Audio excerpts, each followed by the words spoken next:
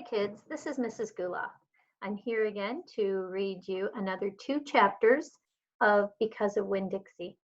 You'll remember at the end of chapter 6 that Opal had a new friend, a little old lady who's a librarian at the Herman W. Block Library. Her name is Miss Franny, and she seemed very scared in the last chapter because she saw Winn Dixie with his paws up on the window, and she said that it was a bear, or she thought it was a bear, and that he'd come back again. And Opal asked to hear the story. So let's hear the story ourselves.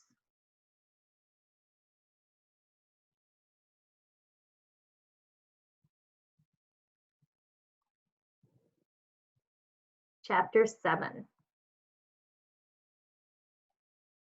Back when Florida was wild, when it consisted of nothing but palmetto trees and mosquitoes so big they could fly away with you, Miss Franny Block started in, and I was just a little girl no bigger than you, my father, Herman W. Block, told me that I could have anything I wanted for my birthday, anything at all. Miss Franny looked around the library. She leaned in close to me. I don't want to appear prideful, she said, but my daddy was a very rich man, a very rich man.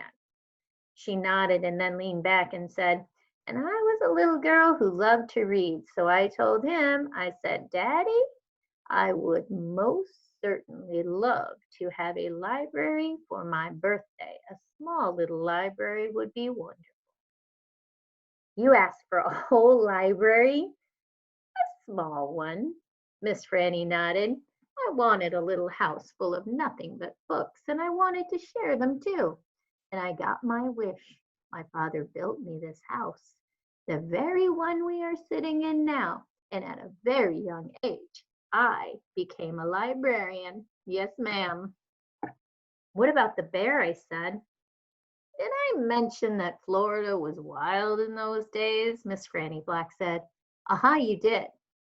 It was wild. There were wild men and wild women and wild animals. Like bears? Yes, ma'am, that's right. Now, I have to tell you, I was a little Miss Know-it-all. I was a Miss Smarty Pants with my library full of books. Oh, yes, ma'am. I thought I knew the answers to everything. Well, one hot Thursday, I was sitting in my library with all the doors and windows open and my nose stuck in a book when a shadow crossed the desk. And without looking up, yes, ma'am, without even looking up, I said, is there a book I can help you find? Well, there was no answer. And I thought it might have been a wild man or a wild woman, scared of all these books and afraid to speak up.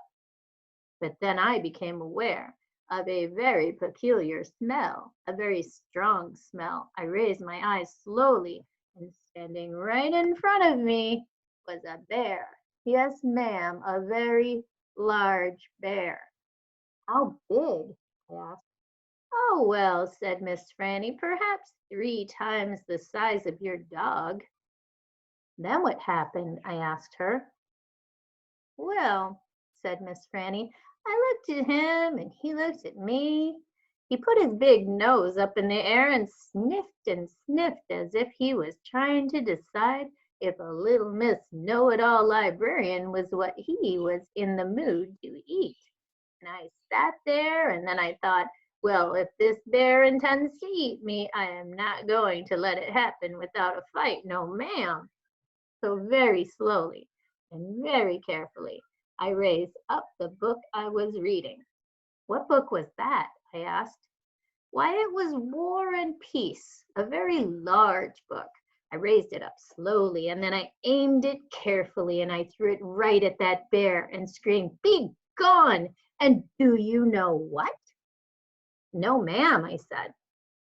He went, but this is what I will never forget. He took the book with him. Nuh-uh, I said. Yes, ma'am, said Miss Franny. He snatched it up and ran. Did he come back? I asked. No, I never saw him again. Well, the men in town used to tease me about it. They used to say, Miss Franny, we saw that bear of yours out in the woods today. He was reading that book and he said it sure was good and would it be all right if he kept it just another week. Yes, ma'am, they did tease me about it, she sighed. I imagine I'm the only one left from those days. I imagine I'm the only one that even recalls that bear. All my friends, everyone I knew when I was young, they're all dead and gone. She sighed again. She looked sad and old and wrinkled. It was the same way I felt sometimes being friendless in a new town and not having a mama to comfort me. I sighed too. Winn Dixie raised his head off his paws and looked back and forth between me and Miss Franny. He sat up. He sat up then and showed Miss Franny his teeth. Well, now look at that, she said. That dog is smiling at me. It's a talent of his, I told her. It is a fine talent, said Miss Franny said. A very fine talent. And she smiled back at Winn Dixie.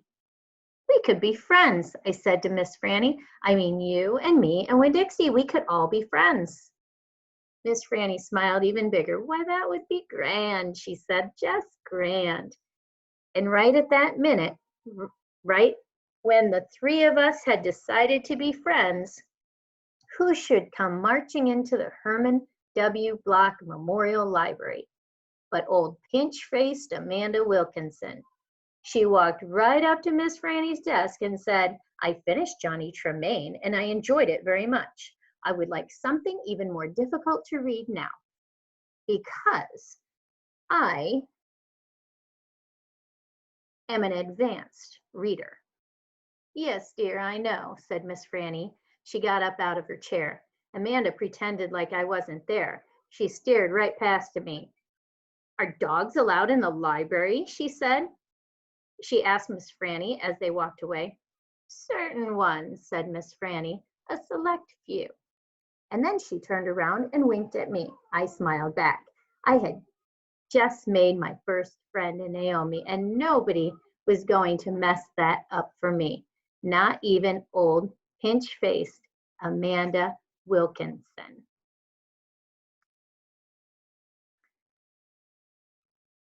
Okay, that is the end of chapter 7, and we are going on to chapter 8. Chapter 8. When Dixie's bald spot started growing fur, and the fur that he had to begin with started looking shiny and healthy, and he didn't limp anymore. And you could tell that he was proud of looking so good, proud of not looking like a stray. I thought what he needed most was a collar and a leash, so I went into Gertrude's Pets, where there were fish and snakes and mice and lizards and gerbils and pet supplies. And I found a real handsome red leather collar with a matching leash. Winn Dixie was not allowed to come inside the store. There was a big sign on the door that said no dogs allowed. So I held the collar and the leash up to the window. And Winn Dixie, who was standing on the other side of the window, pulled up his lip and showed me his teeth and sneezed and wagged his tail, something furious. So I knew he absolutely loved that leash and collar combination. But it was very expensive.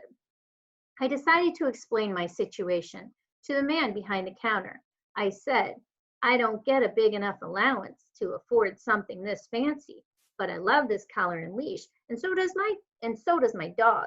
And I was thinking that maybe you could set me up on an installment plan. Installment plan, said the man. Gertrude, somebody screamed in a real irritating voice. I looked around. It was a parrot. She was sitting on top of one of the fish tanks looking right at me. An installment plan, I said, ignoring the parrot. You know, where I promise to give you my allowance every week and you give me the leash and collar now. I don't think I can do that, said the man. He shook his head. No, the owner, she wouldn't like that. He looked down at the counter. He He wouldn't look at me. He had thick black hair, and it was slicked back like Elvis Presley's. He had on a name tag that said Otis. Or I could work for you, I said. I could come in and sweep the floors and dust the shelves and take out the trash. I could do that. I looked around Gertrude's pets. There was sand and sunflower seed shells and big dust bunnies all over the floor. I could tell that it needed to be swept.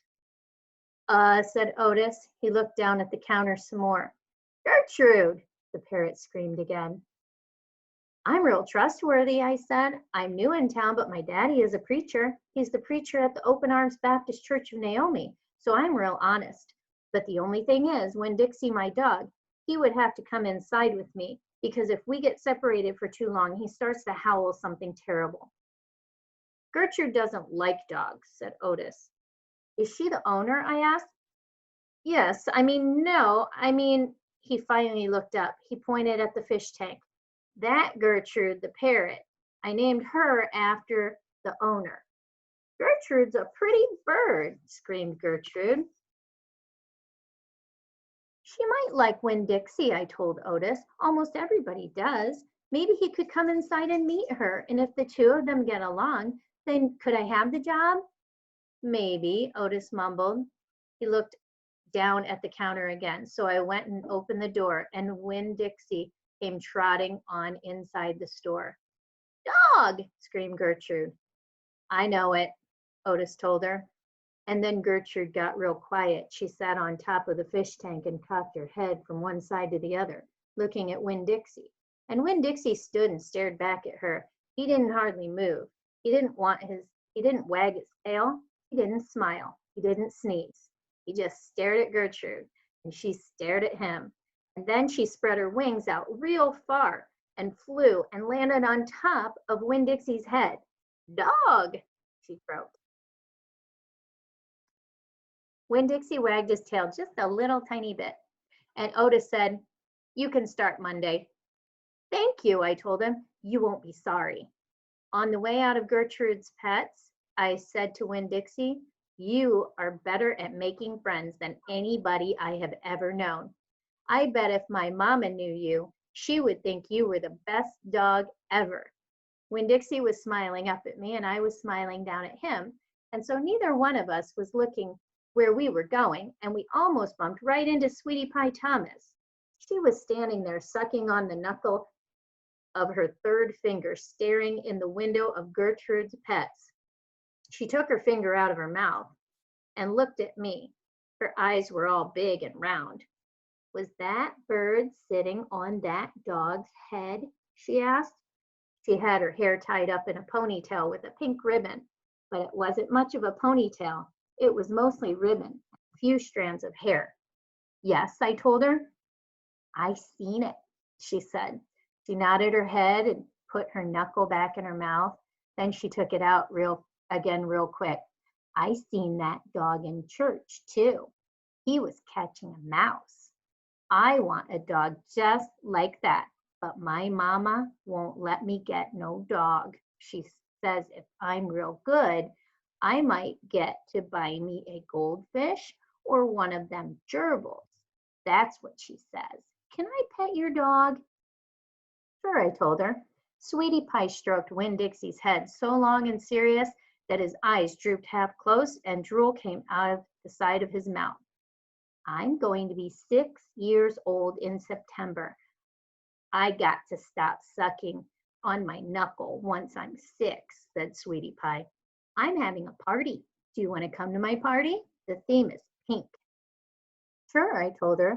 Can this dog come? Wait, that was Sweetie Pie. I have to do the Sweetie Pie voice. Just a sec. Can this dog come? She asked. You bet, I told her. And all of a sudden, I felt happy. I had a dog, I had a job, I had Miss Franny Block for a friend, and I had my first invitation to a party in Naomi. It didn't matter that it came from a 5-year-old and the party wasn't until September. I didn't feel so lonely anymore. Okay, so things are looking up for Opal. She now has a librarian friend, and she has an invitation from someone who may be a new friend, a 5-year-old. But I guess it doesn't matter what age you are because her first friend was an old lady, and now her second friend is much younger than her, a 5-year-old. So I suppose you can have friends of any age. So my class is going to do some writing based on what I read today. And if you'd like to do it too, you can do it also. When Opal went to the pet store, she found a collar and a leash that she really liked for Winn Dixie, and he really needs that. So she had no money, but she was willing to work to earn the collar and the leash. And so I would like to know, and I'd like you to write this down in your Google Journal if you're in my class. When was there a time that you really, really wanted something so bad that you were willing to work for it to earn the money? So that is your assignment, and thank you for listening. And I will be back with chapters 9 and 10 next. Bye.